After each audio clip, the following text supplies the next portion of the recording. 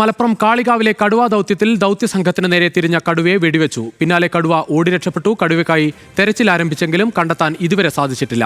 വിവരങ്ങളുമായി ശാന്തകുമാർ വെള്ളാലത്ത് ശരിയാണ്. ശാന്തകുമാർ, ഇനി എങ്ങനെയാകും വനംവകുപ്പിന്റെ തെരച്ചിൽ? ഇന്ന് ഉച്ചയ്ക്ക് 12 മണിയോടുകൂടിയാണ് ഈ ദൗത്യസംഘത്തിന് നേരെ ഈ കടുവ ആക്രമണം നടത്തുന്നത്. കാരണം ഒരു 30 അംഗ സംഘമായിരുന്നു തെരച്ചിൽ നടത്തിയത്. റാവുത്തർ കാട്ടിലായിരുന്നു തെരച്ചിൽ നടന്നത്. നമുക്കറിയാം, കഴിഞ്ഞ മെയ് 15-ാം തീയതിയാണ് റാവുത്തർ കാട്ടിൽ വെച്ച് ഗഫൂർ എന്ന റബ്ബർ ടാപ്പിംഗ് തൊഴിലാളിയെ കടുവ ആക്രമിച്ച് കൊലപ്പെടുത്തുന്നത്. ആ കാട്ടിൽ വെച്ച് തന്നെയാണ് ഇപ്പോൾ ദൗത്യ സംഘത്തിന് നേരെയും കടുവ ആക്രമണം നടത്തിയിരിക്കുന്നത്. അത് നേരത്തെ ഗഫൂറിനെ ആക്രമിച്ച കടുവ തന്നെയാണെന്ന് വനംവകുപ്പ് സ്ഥിരീകരിച്ചിട്ടുണ്ട്. ഈ ദൗത്യസംഘത്തിന് നേരെ ഈ കടുവ ആക്രമണം നടത്തിയപ്പോൾ അവർ സ്വയരക്ഷാർത്ഥമാണ് വെടിവെച്ചത്. ഈ വെടിവെക്കുന്നത് ഈ പമ്പ് ആക്ഷൻ ഗൺ ഉപയോഗിച്ചാണ് വെടിവെച്ചിരിക്കുന്നത്. അതുകൊണ്ട് തന്നെ കടുവ കൂടുതൽ ശബ്ദമട്ടോടുകൂടി ഉണ്ടാവുന്നു ഈ പമ്പ് ആക്ഷൻ ഗൺ എന്നത് മാത്രമേ ഉള്ളൂ.